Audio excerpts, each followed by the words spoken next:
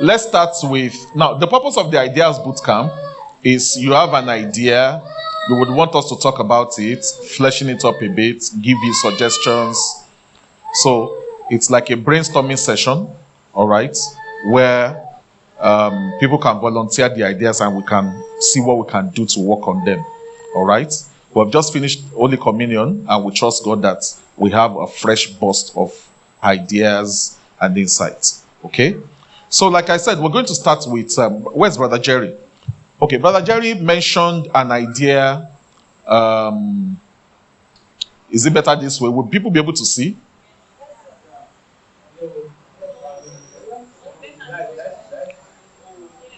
Is it better?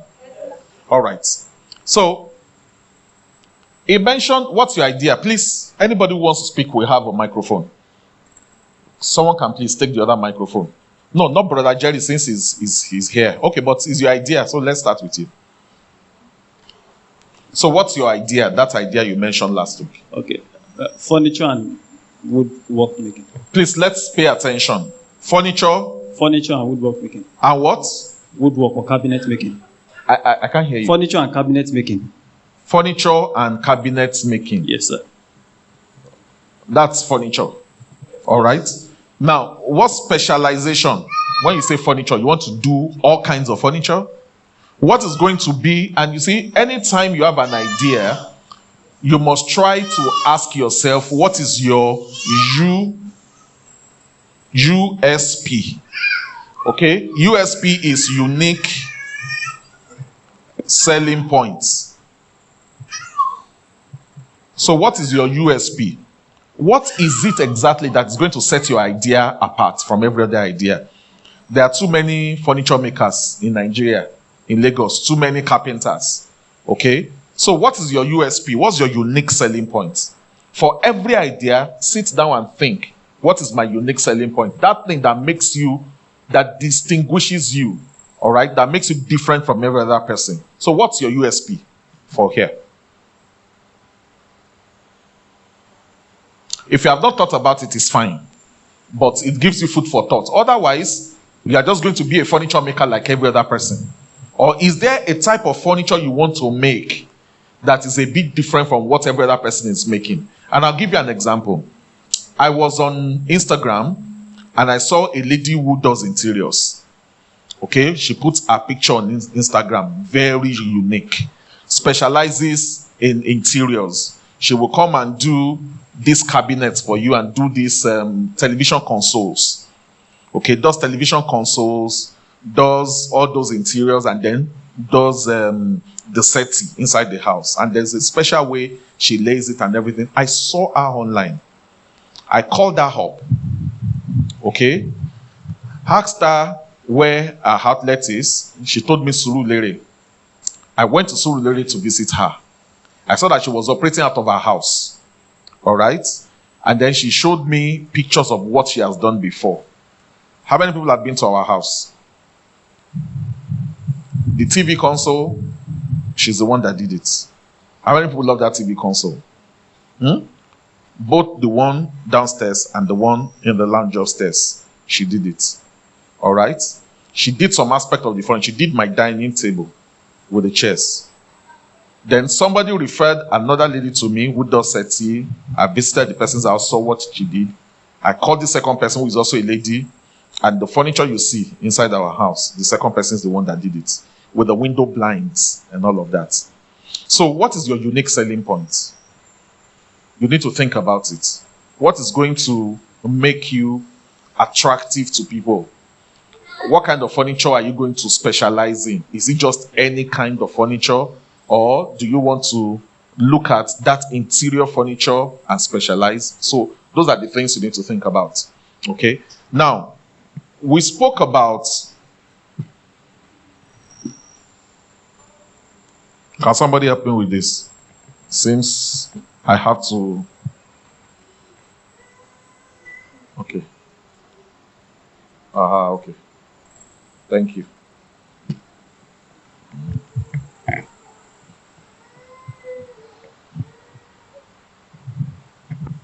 Okay. Now, we spoke about location the other time. And where is your location? Your location. Okay, I said Igondo. Igondo. Yes, sir. Igondo. Why did you choose Igondo? Is it because of the cost of setup?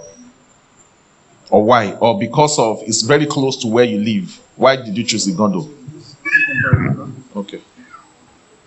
Why did you choose Igondo? Well, I considered the fact that it's closer to where I live, is around where I live, and since it's a startup, I should start within my locality, within my area, and expand to other places. Okay.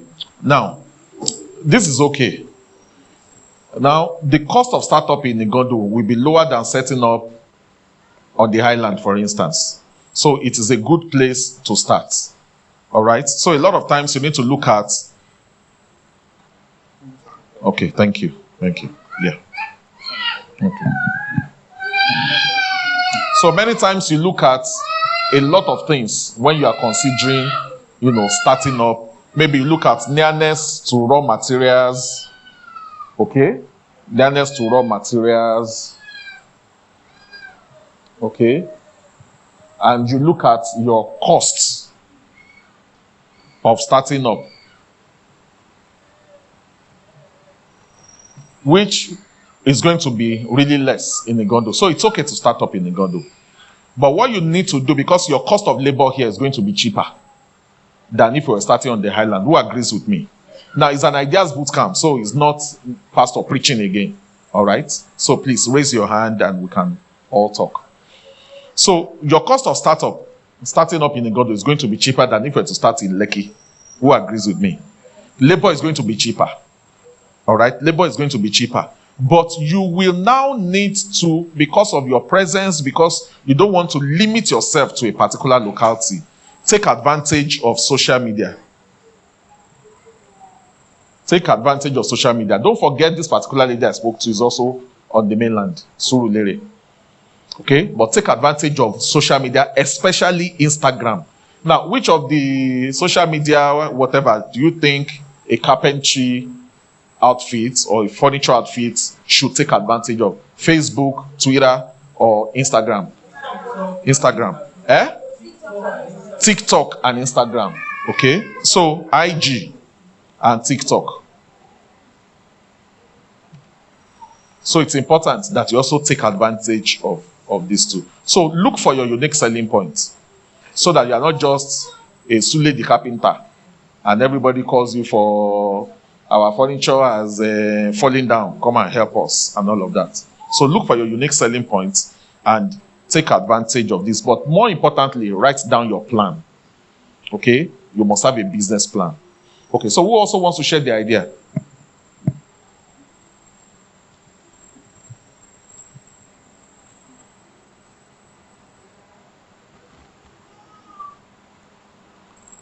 Yes? Who else? Who else? Quickly. We have only, by one, we're closing. Yes?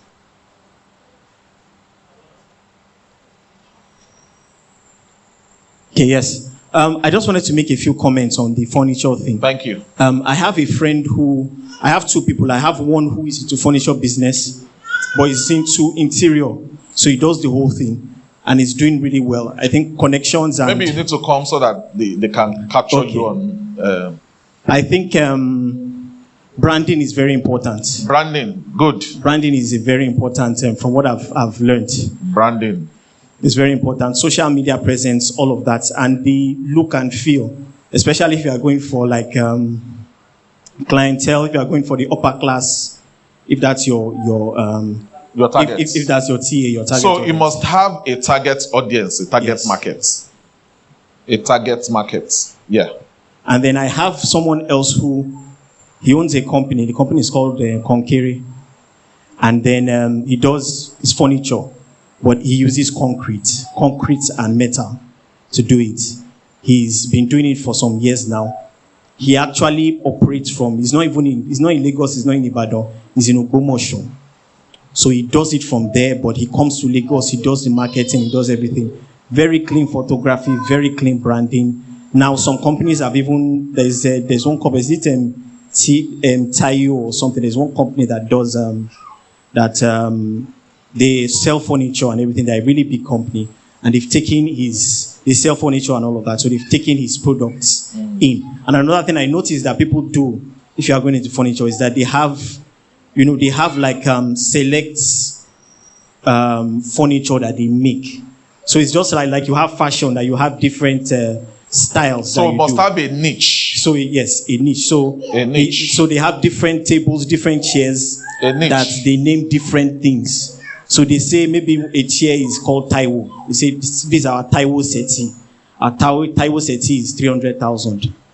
So you can order for that specific. So they've actually created within their brand. They've actually created products, specific products, which makes them stand out. So it's not just like we are making chairs. So they have, like, they capture the niche and they have specific products that they create. So I think that will help. Thank you very much. Thank you. I just, yes. Oh yeah. Bromolo, yes, please come forward. Good morning, church. So it's kind of just to support the furniture thing. It just reminded me of something I saw online recently. So there's this person, I can't remember his name. He uses, is it epoxy or to make his furniture? So basically there's normal wood and there's epoxy. I think it's this clarified material that can solidify and it's very hard. So epoxy? Yes. So he mixes it in with the furniture. Like it can have wood that is like rubbish, that doesn't have shape. Then epoxy fills out all the other parts and then it comes as a nice design. It is transparent and still strong at the same time. In the way it brings a different look and feel to the material. It feels like glass, but it's not glass and it's not as breakable. So I think you can incorporate something like that, just make it look different. I don't know if it's popular yet, but I just saw it and wanted to talk about that. So all that keeps coming to me is you have to look for your USP. Those people have found their USP using putty to create things that are not very popular, but they are very unique at the same time. Okay? So target market branding, and this applies to everybody, every idea. All right? Okay, so who wants to go again? Yes. Yes, Sister Nkechi. I think another thing one should look at when setting up something like this is, you know how people are going green now, making use of waste products, or just to promote sustainability, recycling, and all of those things. I think you can look into that too. Okay. So greenery. Okay, we're talking about environmental sustainability. Okay, environmental sustainability. Now, that will, if you look at let's just call it sustainability. What this helps you, it helps you especially if you are going to export. All products now, exportable, they are looking at sustainability. They will tell you, is it good for the environment? Is it recyclable? Okay, is it green? And if you are going to get funding, some agencies will actually fund you at 0 interest rates if you incorporate sustainability into what you are doing. So this applies to everybody. You are thinking of exporting an item, going beyond your immediate reach, think of sustainability. Okay, who else wants to share the idea? And let's talk about it. Okay. Good morning, church. Good morning. I hope everybody can hear my voice. Okay. I know I'm sounding like my husband. Is it now. Fasting that has made your voice like this? I think it was just a lot of stress over the week. Okay. Okay, so Grandma has been giving me go ahead to talk about this. Okay, but to add something to the previous, something I realized is we're in a very visual age. People are moved by what they see. We as Christians, we are not, but the reality is people like what they see. Yeah. That's why they're advertising freezer, they put fine girl. So the truth is, for any business, including this furniture business, packaging is key. Like, even if you do your job, and you're not done, look for the nicest spot, snap a clean picture. If you notice now, everybody's investing in ring light. Makeup artists started it, but now everybody's investing in ring lights. Even for videos, those who do podcasts, anything, just so they look good. So packaging is very key. Get a good camera Even with a phone, I used to use a camera for my makeup. Then I started using phones because phones are easy to edit and all of that. So it is so key. Like upgrade phone if necessary. Get ring light, like good lighting. You see some people, they just want to sell shoe. They have soft box. They have this just so it looks good. It's the same shoe everybody's selling. So anything can sell once you can package it and make it look good to people's eyes. They'll buy. Okay, then back to our idea. Thank you. Okay. Very lovely. Thank you. Go ahead. Okay, so to this idea, grandma has been doing amazing when it comes to skin for children, you know, and she has shared so many testimonies and all of that. And Ryan is a testimony too, because I was even glad everybody could see it. And the first time she mentioned that, I was just excited, and I was sharing with her that we can actually find out what is this. Like, we can build on it, because we are very quick to buy foreign products. You have headache, you buy paracetamol. I remember when I was young, when I have headache, there's a leaf at the back of the house. My mommy will put it in hot water and drop it on my head, and the headache goes. I don't know how, I don't know if it's the smell, but I'm sure there's a relationship with maybe it entering your nose and it cures the headache. But we'd rather buy paracetamol, because Oyinbo has packaged, still back to packaging. They packaged it well, told us they've tested it. But people are realizing that a lot of things they sold to us are just lies, you know, and all of that. So we've been thinking of how we can now package this thing. She has had too many testimonies. Raya's own was a week. Okay, which grandma? Grandma Oluboye. Yes, ma. So which let's say about is it an ointment? So it's a tree bark, like a herbal tree bark. And then there's a way you prepare it and then use it. And within a week, he was totally he's a newborn baby, but his skin was totally healed. Let's hear from she grandma. called online. I'm just hearing about this for the first time. Within 3 days. So we are trying to see how to now come closer to grandma. Okay. Because this is a very bankable idea. Very. And this solves a problem. Now, every idea must solve a problem. Every idea must solve a problem. Once there's a problem, look for ideas. So that's a solution to a problem. Let's hear from grandma. Thank you, sir. I have this thing, I used it.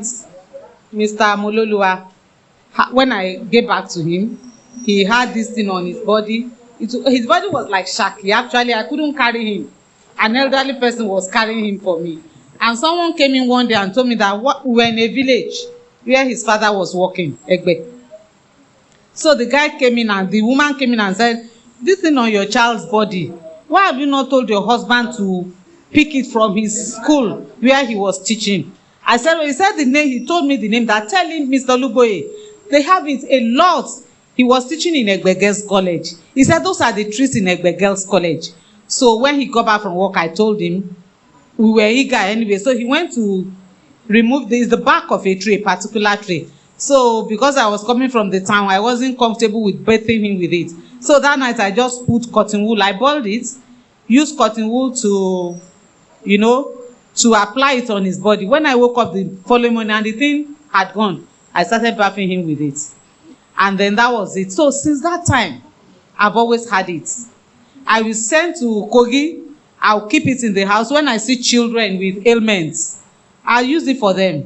Year in year since I had Mololua. So when I got to Lagos, about 2-3 months ago, I was watching Justice Court. Then this woman came and had brought a grown-up boy that had sores from his knee down, knee to the ankle. It was a bad sore. And then I had heard too that it can cure any sore, no matter how bad the sore is. So I called Justice Court, told them to give me the woman's number. I called her to come and meet me. At her said she came, and I gave it to her. And in fact, the boy will keep on saying, thank you, mommy. So they had been going to the hospital every 3 days. Each visit, 2,200 for injection and for cleaning. So even the judge in that court that day was so moved, we were all crying, had to give them 100K to be going to the hospital because the sore was smelling.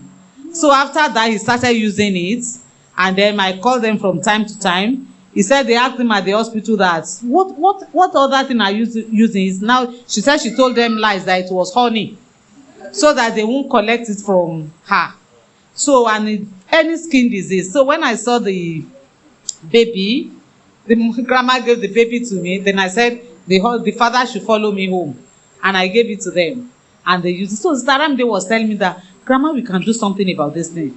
Grandma, we can do something about this thing. So during the service today, I said I would do something about it. I always have a supply. In fact, I have plenty of supplies at home. Then as we were talking today, sir, and then I took my biro, and 5 ideas came to me immediately, and I wrote them down. The first one was that open a WhatsApp group. Sister Ramide, our husband that is interested, myself and Mololua, then let's begin to discuss. The second one was contact a pharmaceutical company. I have a family friend. We are on first-time names. They produce drugs, Rajura Pharmaceuticals in Ilorin. And then it occurred to me, why don't you call Dele? And I won't disclose it to him, but let me just discuss what can I do? How are they going to find out the nutrients and everything? And then another one was that you have plugs. I have only one plug. And now I remember that I can actually tell 3 people in 3 different towns in that place environment to get for me. Because we Googled it, I used it for my nephew's son. And then we Googled it, and we found out that it was only those trees that grow in that region is the nutrient of their soil that gives it the antibacterial effect. They grow it up north, they grow it down here, but the one up north and the one down here can only help with malaria. So it's the one in the middle belt. That's what Google said. So I said, okay, I have 3-4 names now that I can tell them from different towns to get for me. And then another idea was that I remember that I asked an agriculturist who told me that you should not sun dry herbs. It loses its efficiency. That you can only put it inside a home in a humid area and then you dry. So I wrote it down. That I remember that. Then I also remember one person, a surgeon in Ibadan, a bone surgeon. That's my friend. It occurred to me that I should give him some. Let him use it for his sores. And then when we now started praying, it came to me again that I should call Sister Ramide. And so I went to call her. And we did the agreement prayer while you were praying. Okay, I saw both of you holding your hands. Yeah, I went to. So it came to my mind that go and call her. So people are agreeing on billionaire. So we just agreed. When you without carrying me along, they want to leave me out of the millions. So I saw both of you actually holding hands and agreeing. Yeah, I think it was the Holy Spirit that must have said it because you said that we should get up and pray now. I just remembered that and I went to call her and said, okay, you have been talking about this thing. Let's start. Let's agree. Great, fantastic. Please put your hands together for Grandma. Sister Ram, do you want to say something more? Go ahead. I wanted to tell her a unique element or something that will make people realize that Granny's oil. Do you know you already have a name? You know, for any idea too that you are going to sell, the name is important. How you name an idea is important. Name. Think about it. The name of your company, the name you are putting on Instagram. Naming is important. That is why even up to your email address is important. It's part of your brand. That is why when you want to interview some people and then you see some of the emails, the email address, you begin to sexy nuts at so. It's coming to be a banker. So naming is important. And that you have to look for a name when you are doing your naming. You must look for something that is catchy. A name that is catchy. A name that is easy to remember. A name that is easy to remember. A name that is catchy. And what I will suggest is right now, even while you are still developing this, quickly go and register this name before somebody else takes it. This is very catchy. Very brilliant idea. And you can just imagine how many years Grandma has been sitting on this idea. Imagine how many years. So what do we need to do? If you are going to speak to any pharmaceutical company, please sign what we call an NDA with them. NDA is non-disclosure agreements. A lawyer can help you draw this up, which means that what you are talking to them is confidential. You don't want it out, especially if you are going to release the formula and when they get the herbs and all of that. Sign an NDA with them. Don't do it on the basis of friendship or that you know them before, so that somebody does not take your idea and run with it, and later will now be resorting to lawsuits and fighting and all of that. You must have an NDA. That's why I'm happy you didn't even mention the name of the tree here, because we are recording it and it might go out. People will start looking for the tree, so it's good. A non-disclosure agreement is the way to start. We must now look at how we must commoditize that idea. Every idea that you have must be commoditized. That means we must turn it into a commodity. Commoditize your idea. How do we turn this into a commodity that will be available everywhere? That's why you need to speak to the pharmaceutical company. Okay? How do we turn it into a commodity? Do we do it as a cream? Do we do it as a powder? Do we do it as something that can... I'm sure a lot of people can remember some of those things they used to do in those days. I've forgotten how they used to advertise it. They used to advertise in those days like Tolly soap. I've forgotten the name of the ointment. There was an ointment like that. So do you want to do it as a cream, as an ointment, as powder? Find a way to commoditize it. But you need to start working on it immediately. Now, when you start to work on an idea, you energize that idea. When you stall on an idea, that idea loses its potency. Okay? When you stall on an idea, it loses its potency. So every single day you must do something about this idea until we push towards the reality. Okay? So have a timeline, a plan. So you must have a plan. When are you going to discuss with the company? Okay? What is the timeline? Okay? And draw out a plan.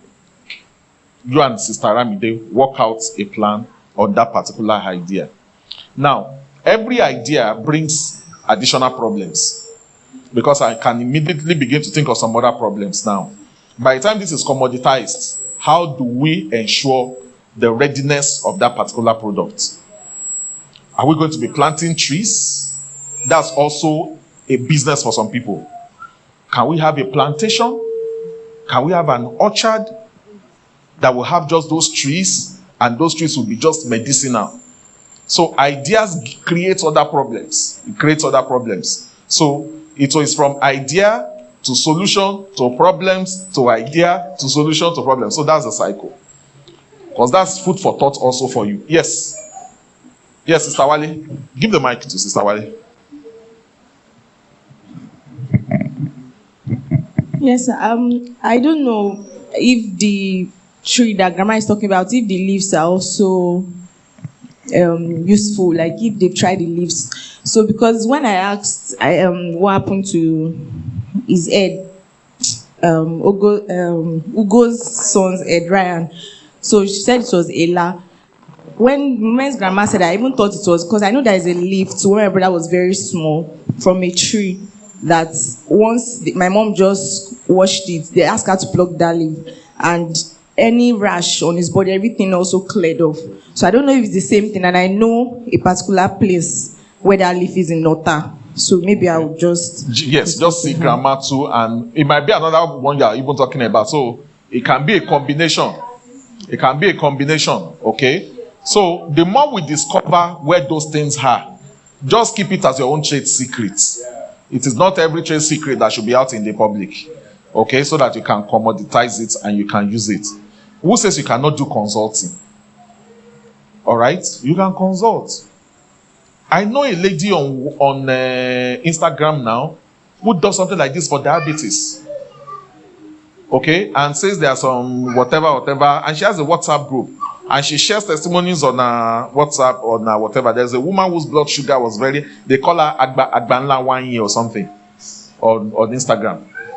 There's a particular woman that the sugar was very high and all of that. She shared the readings. You know, though the readings was a bit too low for me too, 48. You know, from something that was very high. But shows that the woman's leg has also cleared. and she consults. She adds people to that thing and all of that. So we can start. You have a WhatsApp group, you can begin to grow it, and then we can continue that way. Beautiful idea. So, Grandma, what's your deadline? Because we also want to push ourselves here in this church. Okay. About the Give Grandma a microphone. calling of the, Sister Aramide, you are a co-partner. Come and stand with her. yeah. The contacting the pharmaceutical person. Yes, contacting, starting work on it and all of that. Give us a timeline. I'll contact today. I'll contact today. Today we'll open our WhatsApp group. Okay. And then I'll update. I'll contact today and see what the Fawrajas have to say. The registration of the name. I'll call my lawyer in Abuja tomorrow.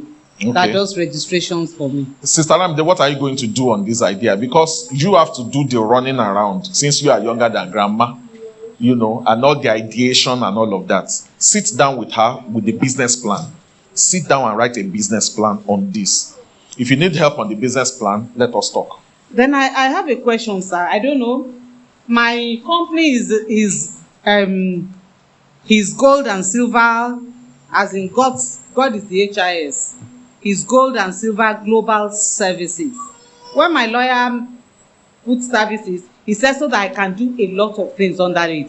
So pending the time that we wait for, because I think this registration might take like a month or No. It's just Please. for the name. Search. Please register that name. Okay, so Just we start name search. business name registration. Just do a name search. They will do a name search if you give And it to a the lawyer. lawyer will do, But please, once the name search is okay, you've done it. It doesn't exist. So please register it. Okay, so you've done this deal. You can do it online. Okay, so we can tell him to go ahead directly. No need to search again. That's beautiful. I'll Yeah. talk to him tomorrow. Yeah. He You can is see in we have Abuja. Gen Zs. They've already searched. You have to give him money. Okay. So write a business plan together with her and keep me updated. This is an idea that should not die. Thank you. All right, Brother Chiweze.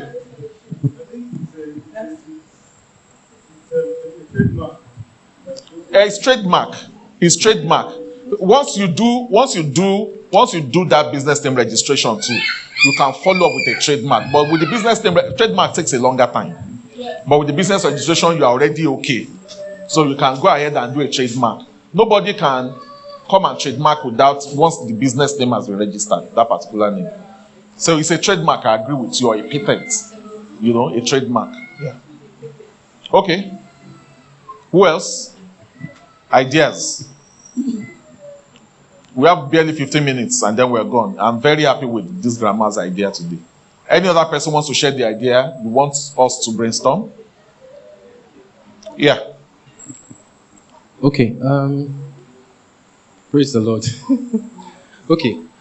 My idea is I've been discussing with I think it was even Brakari that actually sparked this idea sort of, because I'm sort of in the furniture industry as well as Brother Jerry. So what I'm thinking of getting involved in as little by little is actually making they call it smalls, little pieces of furniture, but like for decorative furniture. That's what I'm looking at. And I was looking at that, but I don't know, the Holy Spirit is drawing me to. Yes. You say you want your own to be wooden. Yes, sir. Now, when you are creating things like this, a phone is something people carry all over the place. Yes. So you must create something that is durable. Yes, sir. Durable. Something that is not heavy. Compact. So is very compact. Okay, very compact, very light. Okay. Now, because you'll be carrying it through different climates, weather, sun, rain, so wear and tear is important. That's why if it is going to be wooden, you must take care of all that, the wear and tear. Yes, sir. So that it doesn't enter rain and then the next thing is it starts to mold. Yes, sir. Or something starts to happen to it. So these are a lot of things you need to consider. Then, what will be your unique selling point? It is important. This USP is important. Anytime you have an idea, that USP is critical. It's very critical. Anytime you have an idea, what will set you apart? What will make you different? When my wife was setting up the school, We spent a lot of time talking about USP. Why? There are thousands of schools, especially in the area where she is. There are a lot of schools. Almost every 2 or 3 houses is a school. You also want to start a school. What's your unique selling point? It is very important. Otherwise, why should somebody leave school A and come to school B? If all of you are selling the same thing. You have to sell an experience to people. When you sell, don't just sell a product. Sell experience. Don't just sell a product, sell experience. Most of the banks, financial institutions now, what we are selling is experience. All of us have accounts, current accounts. Abi? But we will tell you, if you have our own accounts, this is what you are going to experience. We'll give you this concession, there will be lifestyle benefits. We are selling experience. Okay, so it is important. What is your unique selling point? What is that unique idea? Why should people get it? Apart from the plastic ones. What is the advantage of wood over plastic? Okay, is it going to be more? Is it about cost? Because sometimes the difference might be about cost. Doing it in wood might halve the cost. Okay, but will it last as long? Okay, so that I don't need to come after 1 month, it has broken, and I need to come and buy another one. Okay, then you need to look at how do I customize it. Yes.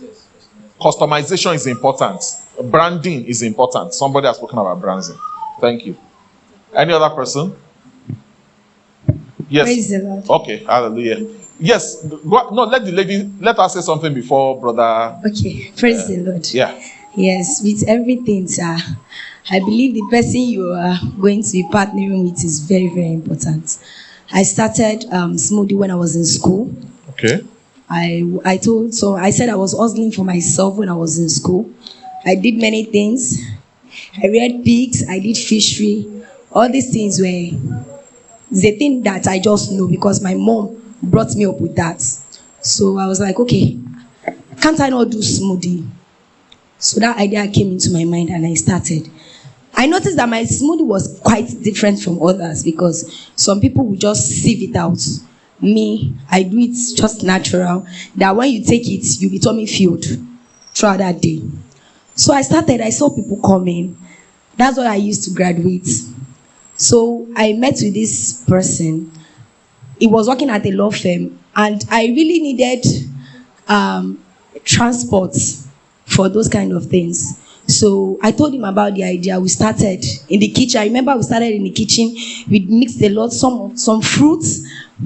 I tasted it, another type of fruit. I didn't know that this mixing would even make it more unique. So we started going to gyms every Saturday morning. I remember he has a car, so it was very easy for us. We blend it, we do production in night stroke midnight, and in the morning, because before that morning we'll put it in the fridge so it will be chilled. Then we'll go to, and we see people buying, and people like, all the things we were just saying, the bot is just that there's no NAFDAC number. How can we get NAFDAC number? But this is awesome. I said thank you. Later, we entered into banking sectors at Akunwojo, went to GTB, went to First Bank, I started having conversation with those men and women I never thought of having, that even if they see me outside, they'll be like, who is this? They started wanting the products. I remember one woman just gave birth and she had this fat tummy and she said her husband has been complaining. I just saw, because I had the varieties, like 3 then.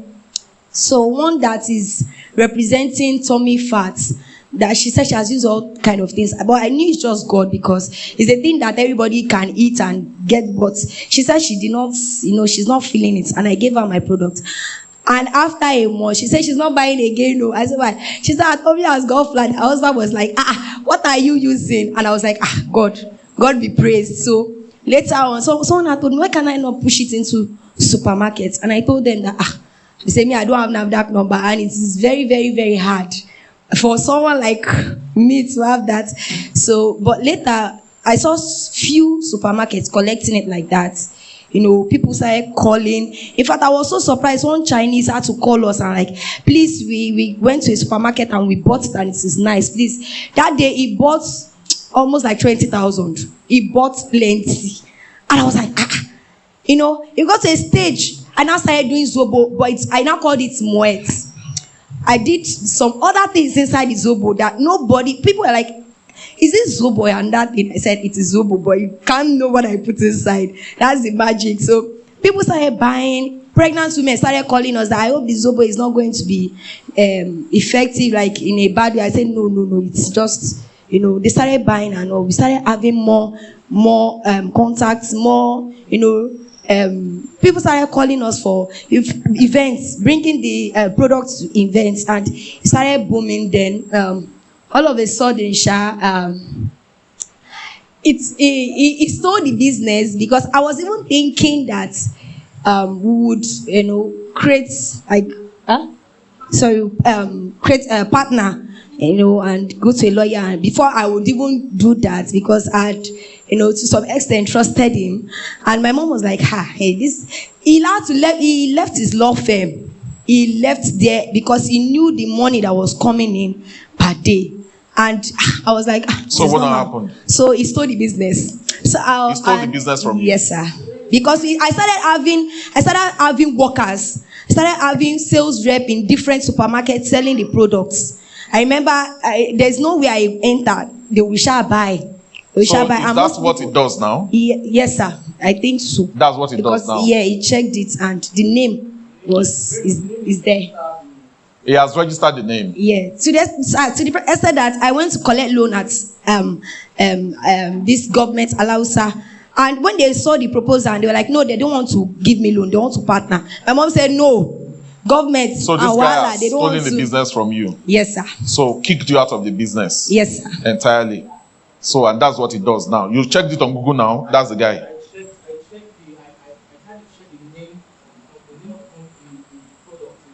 Don't worry. Don't tell us the name. But it's already registered. He is the one who registered, or did you both register? Both registered. So you didn't sign anything? Yes, I did. Okay.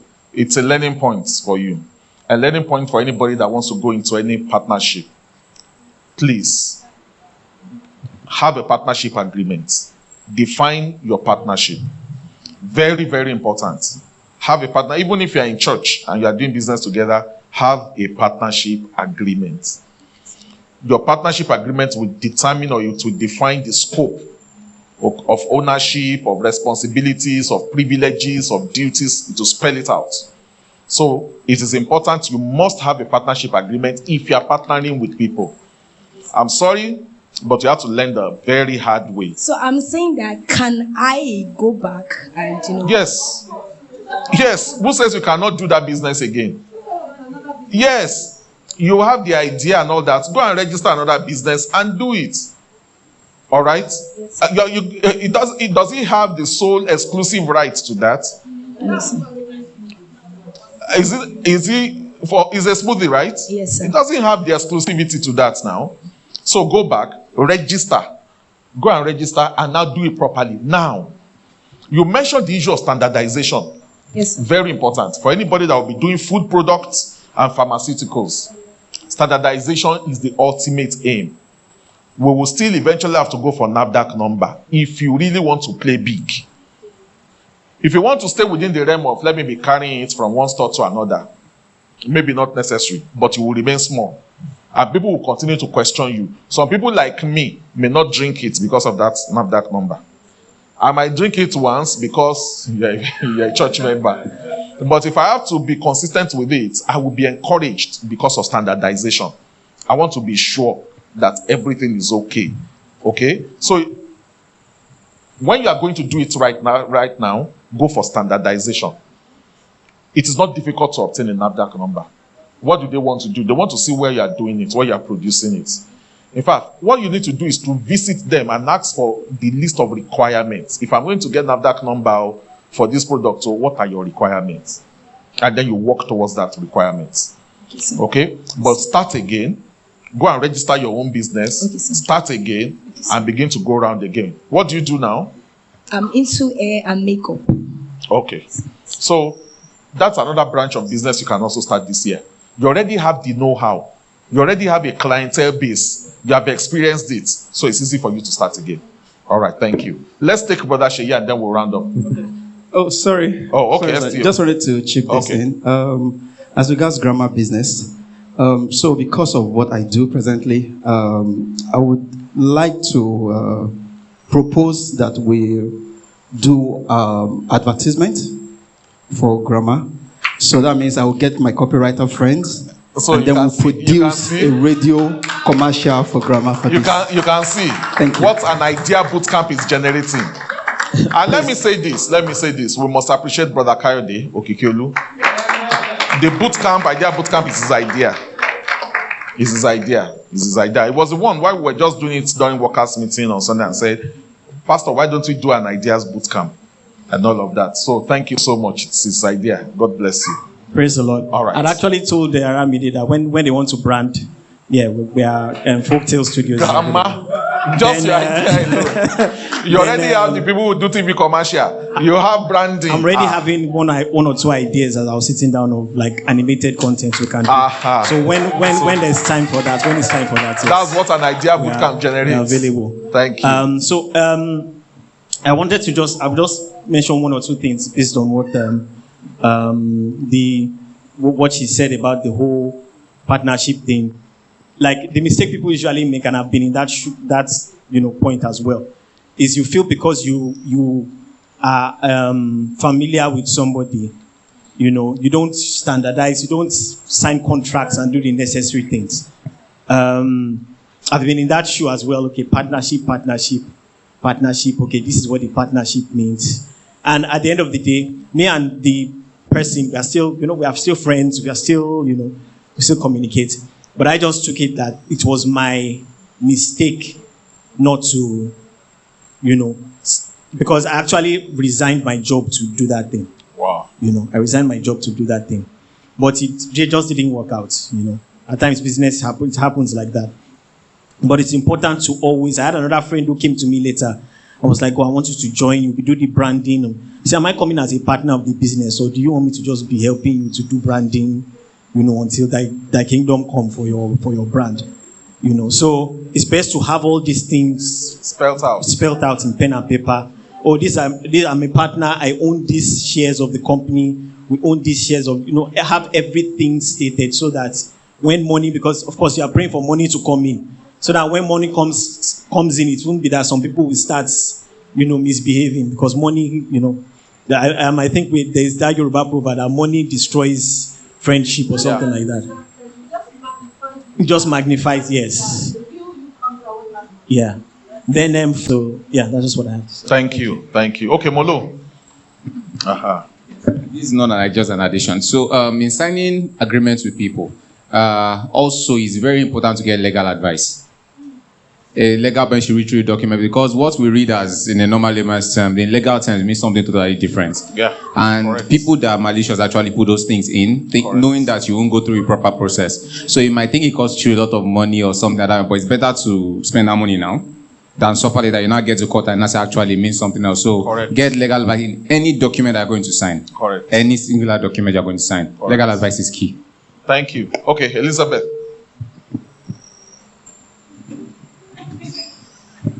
Praise God.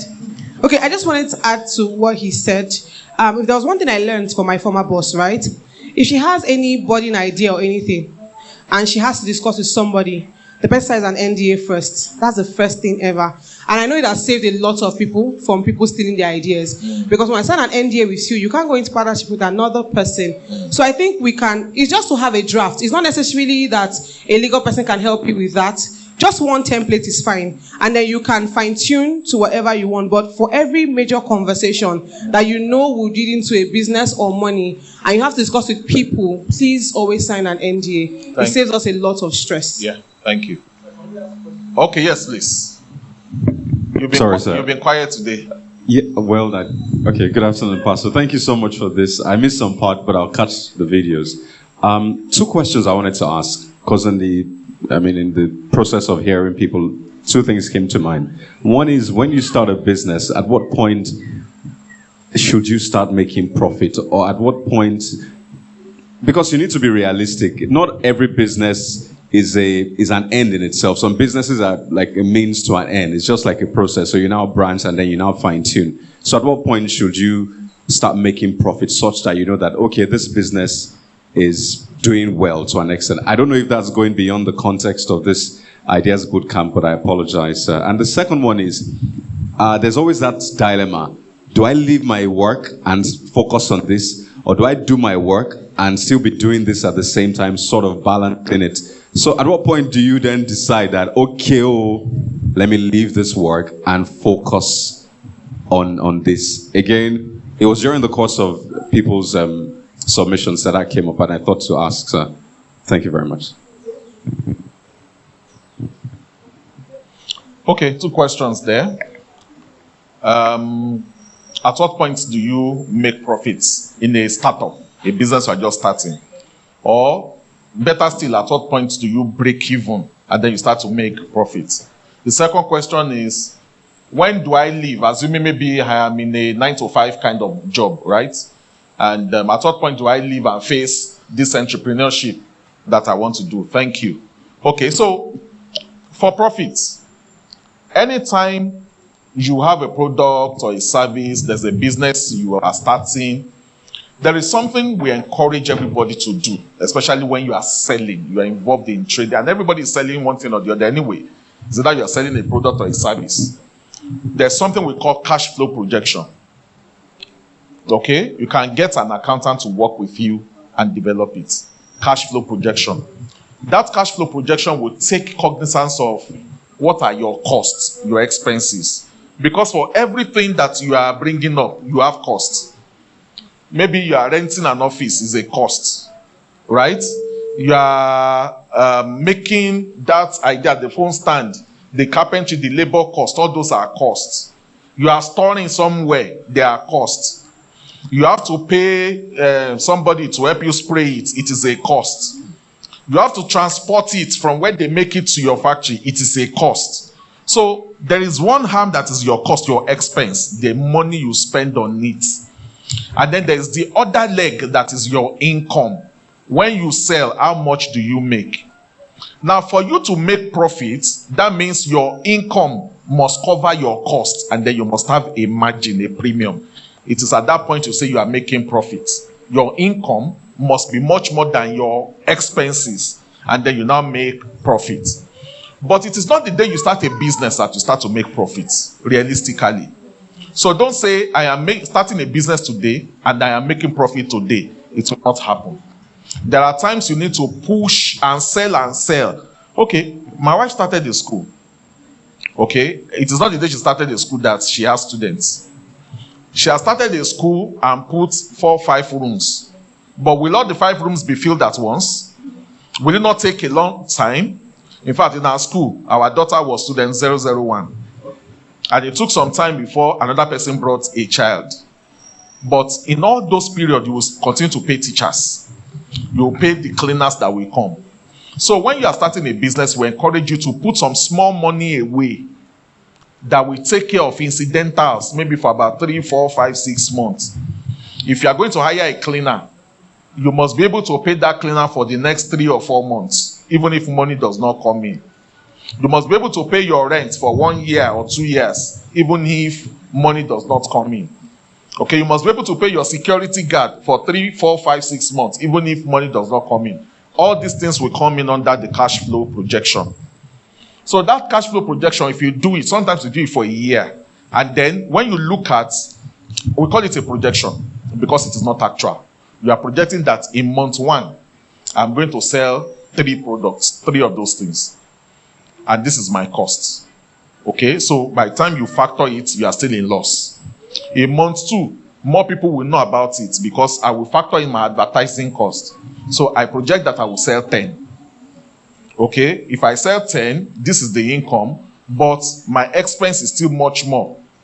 So in month 3, I expect, and you graduate it like that realistically, until you get to that point where your income is a little bit higher than, and then you begin to make profit. So you can sit down with an accountant to make a cash flow projection that will help you to know your break-even points and say in 6 months, if we continue to sell this amount, we'll be making profit after 6 months. In 7 months, if we continue to sell this X amount. So what this cash flow projection does for you, it will now push you to be selling that amount. You will know that, I said I was going to sell 3 items. So in month 1, I sold only 2. I have 1 that I've carried over. So you will increase every effort to ensure that you continue to live according to your projection, and it will help you to know where you will make profits. But sit down with an accountant who can help you to do a cash flow projection. But be very realistic. It is not the day you start a business that you start to make profits. Okay? Make sure you have a booster. All right? 3 months, 4 months funds that you can work with, that can use to pay salaries, pending when you start to make profits. I don't know if anybody wants to add anything to that. Joy, you wanted to raise your hand. Yes. Have you started business before? Out of the mouth of babes and sucklings, God has ordained strength. Okay. When do I leave? Where do I live? You are working for ABC Bank Limited. You have an idea that you have incorporated. You are running it by the side. At what point do I leave? Who wants to take this? Okay, Brother Shea. Maybe you want to share your experience. I would say, like when I left, I was working in advertising. So since then, I'm now doing animation and stuff. But when I was working then, and I wanted to leave, I first stayed for like 3 months. I said, okay, well, I want to go into business together. Okay, let me take 3 months to still work and then save up. So I was doing excessive saving compared to what I used to do before, because at least I was paying rent with, I had like roommates, flatmates then. So I knew, okay, this is the portion of rent I'm supposed to pay. So I was able to save the portion of rent, so that when, it comes time to pay, next time I'll be able to pay, then I'll have some money to still, do 1 or 2 things. So, when you're running, I believe when you're running your business, you should be running by the side. And when you start seeing some level, when your business has grown to the point where it can cover your cost of living and cover some things that you are doing. I don't mean, of course, you'll still be living. I'm not saying you'll be spending money low, as they say. But when it has been able to cover your cost of living and everything, and cover some of your expenses up to a point, and the business can run on its own to some extent, then you can jump. You might not even, maybe you have your salary 300K and your business is making 200. Now you can still say, okay, let me focus on this business more, so that, let me take if I focus on it more, I can make more money from it. But until your business has started doing well and making money, I believe you shouldn't just jump out of, because do you know that thing they call SACPA? I can testify it actually exists. So you have to just take your time, and you have to be very strategic. Give yourself a time that, okay, by this time my business will be doing this well. So you start working towards that. Of course, you are eager to work on your business, work on your dream, whatever it is, but don't be in such a hurry to jump into, focus on that business. Because I know people that have jumped into business and jumped back into employment again. Praise the Lord. Brother Sheyi, before starting Kechiko, Brother Sheyi says, Akpa makes me remember one of the best songs I had last year. Sakpa, Sakpa, no fee catch me. Who knows that song? Let's sing it now. I know. Because did you watch the video? That video very creative, very interesting. Okay, yeah. Praise God. Okay, I think that apart from when the business starts making money too, I think you should also ask yourself if it is not such a time-consuming business, because I don't know, everybody always glorifies. It's good though to do business and all of that, but maybe it's Lagos, because the way everybody makes it seem like paid employment or 9 to 5 is such a bad thing. Sometimes you can combine your business with your paid employment if it is not so stressful.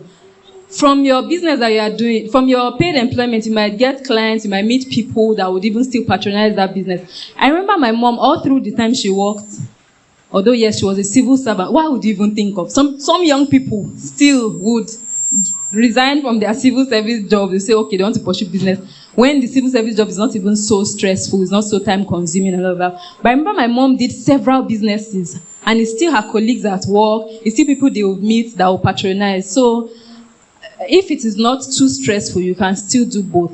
Then I wanted to ask a question concerning, or just make a comment concerning our inspirational video.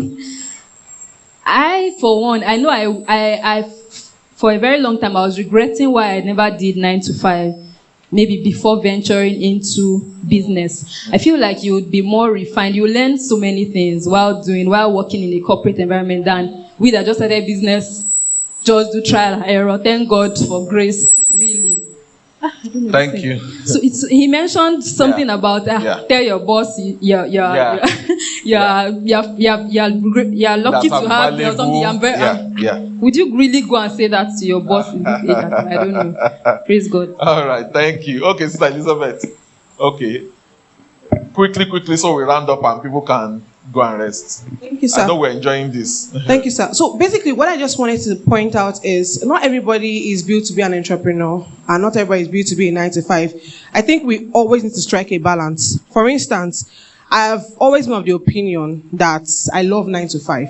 I love the idea of having that steady income while I still sort out other businesses. And I've always said that before I would fully leave the corporate space is when my own business can generate as much income, and then I know that I am needed physically in that space. That's when I can leave. So I know a lot of us say, oh, I have a business idea, and all of us are always quick to jump into entrepreneur. I tried it once and it did not work out. Okay, I enjoy that structure. That always has been me. I like structure. I like the corporate world, right? So I always feel that in as much as we are all built differently, some people are built for 9 to 5, and once they hit it, they don't miss. Why some people will just leave the corporate world and go into 9. So I think we need to strike a balance. It's not everybody that is built for one thing or the other. Some can manage both at the same time. So based on what Elizabeth said, I was also going to ask that, is it everybody that must do business or work? Because for me, I know I'm not a business person or that. Okay, so when I was in, I think, secondary and my university days, I tried learning makeup. The first day of the makeup class, I got to mom. She was like, oh yeah, come and teach me what they taught you. One single thing like this, I did not remember. And I paid for the makeup class. I also learned making of hair. My friend said, oh yeah, sit down. Let me show you. I still didn't know. So for me, I think research is all I'm built for, just research. So that's why I want to ask that, because when I hear business idea, everybody's business. Me, I'm not, I don't know. So is it compulsory that you must be a business person or entrepreneur? Thank you. Beautiful question. I think I'll just piggyback on what they both said. No, not everybody has to do business, as Soti said. Entrepreneurship is very difficult. I think the reason why a lot of people just have to do business is because of the environment. Everybody needs some extra income and all of that. So not everybody is built for entrepreneurship. It's a very, very difficult road. Then, like the CEO of Apple, Tim Cook. Tim Cook is an employee, right? He has been employed by the corporation. So you can build yourself skill-wise in terms of your skills and your expertise, such that you rise to the top of your career. Everybody, like we have MDs, we have CEOs of, and they've been able to prove over time that they can handle that kind of responsibility. So it's either you go into entrepreneurship. They say if you want to make money, you either become an entrepreneur, or you become somebody that is very sought after in your own field. So those are the two ways. Not everybody needs to be a business. Thank you. Okay, before Grandma, Molo. Yes, so this is my own personal belief. I don't really have too much factual data to back it up, but I don't believe there are some ideas that you get that are not meant to be executed by you.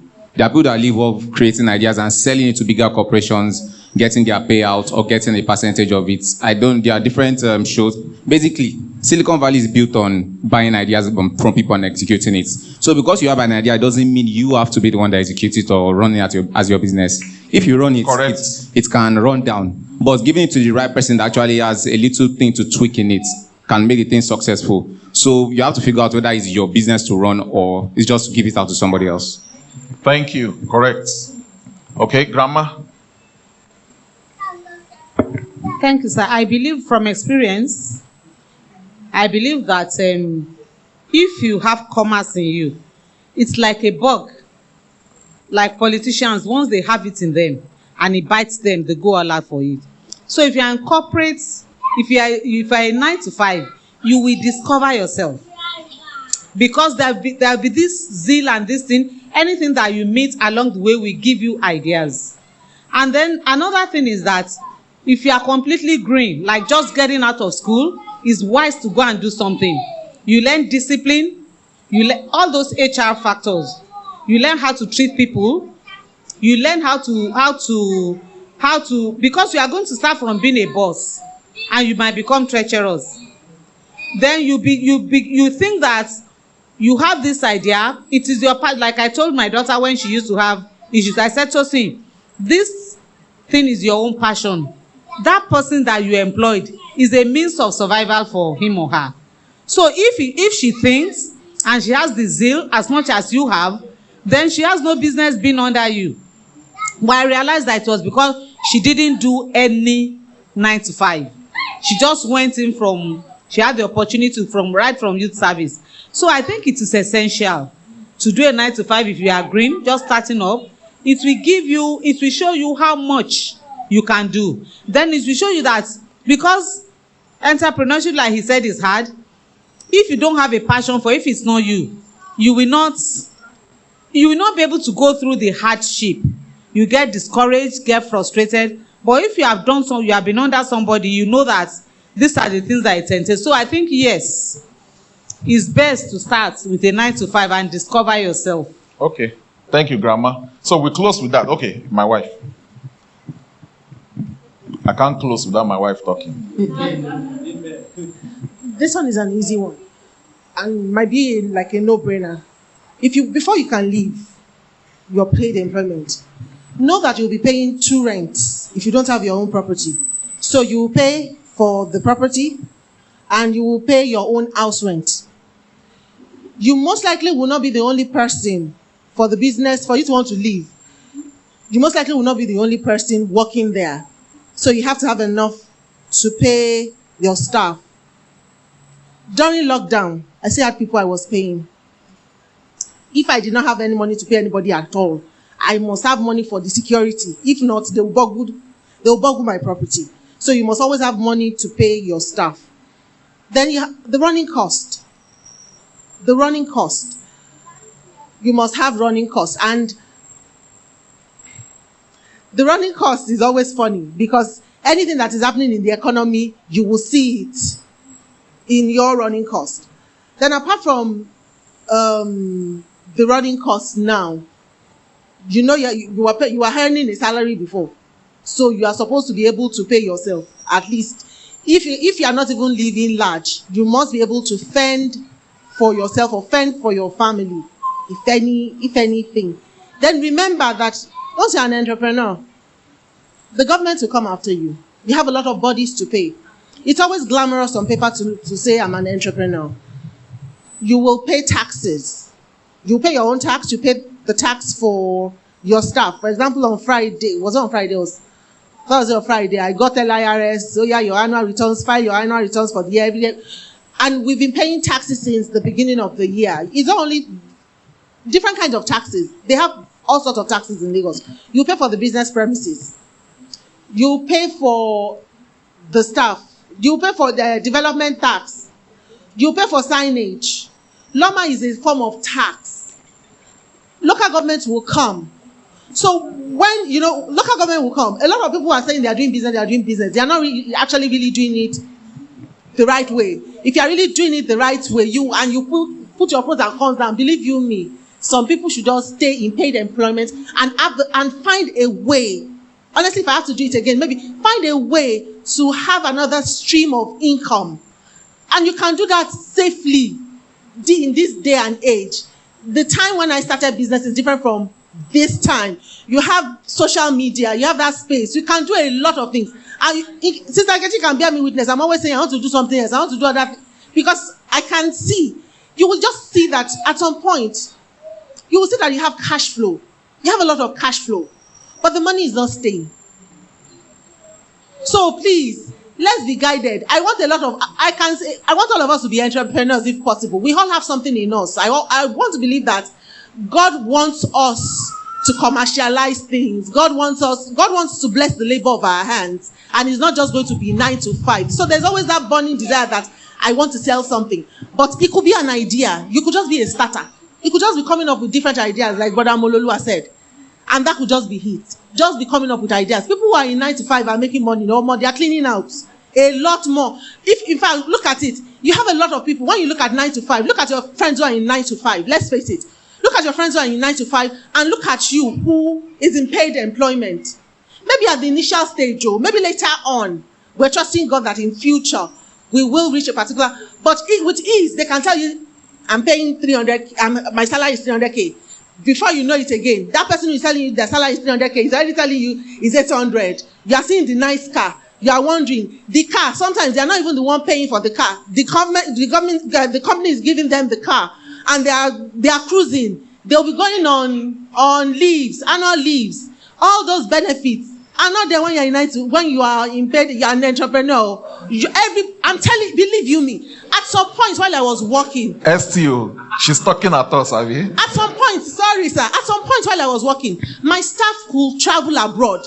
I cannot boast, since I've been working, that I've saved money from my work, my business, to travel abroad. I can't boast. And my husband can bear me witness. There are times when we get outside and I say, okay, this money is for this money I'm supposed to buy something for myself now. As I'm getting there, I'm seeing things I want for my business. It's this time around that I just made up my mind. Until my daughter started telling me, Mommy, everything is for school. That I started telling myself, Bimbola, no, take care of yourself. The school will not die. The school will not die. Take care of yourself too. So please, 9 to 5, let's not be demon 9 to 5. There's nothing wrong with being in a 9 to 5. Just find a way to have a multiple stream of income. Like Rahab, the harlot. She was doing her job, but it's true. Which job? Is it the Bible? She was doing her job. Let's face it though. She was doing her job, but where she hid those spies were from wool that she had spun. She was selling them. She was selling them. Very true. Money, multiple streams of income. So if somebody who is doing that, she was using one to run the other one. So if she was doing that, and she still had a side. Somebody say idea. I still had a side also. We all can. Thank you. Okay. All right, thank you. We'll close on that note so that all of us can go on. But here is the point, and thank you, Brother for generating this idea. I think we'll be having this regularly, maybe once every quarter, to discuss ideas. We don't have, maybe Sunday business school or something like that, but this is beautiful. When do I leave? And so many people have come up with a lot. But before you leave, there are a lot of things you need to consider. Just a summary. If you are going to leave totally, as in 100%, leave the 9 to 5 and you are coming in entrepreneurship 100%. Like my wife said, you need to consider you will have running costs too, which will also include your rent. Running costs will be things like, are you going to, if you have a generator, diesel, okay, diesel cost and all of that. You have salaries and wages that you'll be paying. Taxes that you'll be paying to the government. And then you yourself, you also want to pay yourself something so that you can also live. So what I normally encourage people is, while you have started the business, you are still in 9 to 5, continue to run it side by side. Before you leave, I encourage people to have a minimum of 6 months money that you have set aside. 6 months that can cover all this. At the very minimum. 6 months that can cover all this. So that if you step out for 6 months, you can still cover all this for 6 months. So that is what I normally normally recommend for people. But don't jump out today and say, because I started a business and it looks booming. No. Just wait, run it. Try to run. I read somewhere the guys that started Flutterwave, those guys were still in banking while Flutterwave was continuing. Well, that presents some conflict of interest, really. Okay? Some conflict of interest. That's the truth of the matter. But the real thing I want us to pick out from there is that you don't put your 2 legs inside water to test water. It's only 1 leg you put inside water to test water. Okay? Make sure you have a buffer of 6 months. A buffer, minimum buffer of 6 months to cover all this before you fully step out. Now to what Sister Wale asked. Some people are cut off for 9 to 5. I agree. They enjoy it. Someone like me, I enjoy it a lot. All right? I personally believe, I don't subscribe to the idea that everybody must do entrepreneurship. I don't. I believe some people are corporate, whatever, and they will maximize their whatever and become CEOs till they die. There are examples. Joseph Makoju, all right, was a man that after he became MD of some top companies in Nigeria and retired, Dangote called him. Dangote, it was so good. Dangote called him back from and said, please come and head whatever. And that was where he was until he died. He just died recently last year at almost 70. Can somebody Google it? Joseph Makoju. Joseph Makoju, Google it quickly. At what age did he die? He was very old. But he was a corporate CEO till he breathed his last. Because people did not allow him to rest. Everybody was... Sorry? So what age? At what age did he die?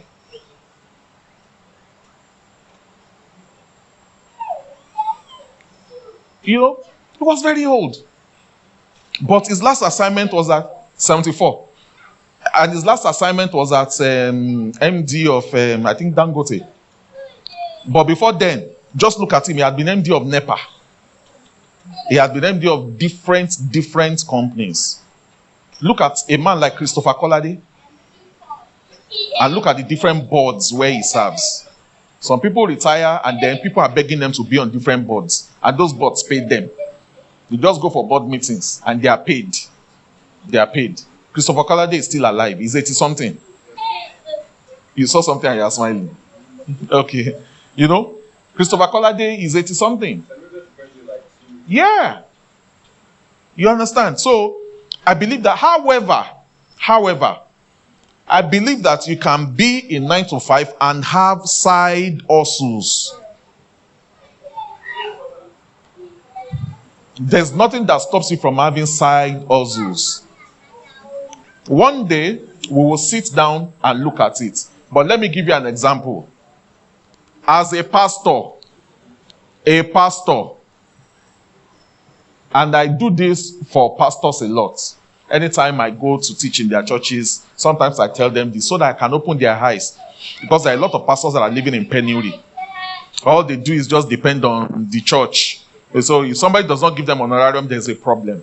But as a pastor, what can you do as a side hustle? You say you are into full-time ministry. But I tell people there are a lot of things a pastor can do as a side hustle. You can write books. Books sell. You can write books and sell your books. TD Jakes sells books. He sells books. You can do podcasts and monetize your podcasts. A lot of people now, daily devotionals, people download those podcasts. As long as it is giving value, people will come and download and buy. So you can have a YouTube channel. And at the end of the day, you monetize it. Now, something happened, somebody started this prayer revival thing. Different pastors who have taken it. Do you know how they monetize it? The last time I was on Pastor Jerry's YouTube last week, we were about 90,000 people online praying in the morning. I saw it 9,000 something in the morning. Pastor Balaji Avestas does his own. Abi? So many people do their own. Reverend Samoye, he does his own. And I see so many people who do also. So that's something. What else do you think a pastor can do?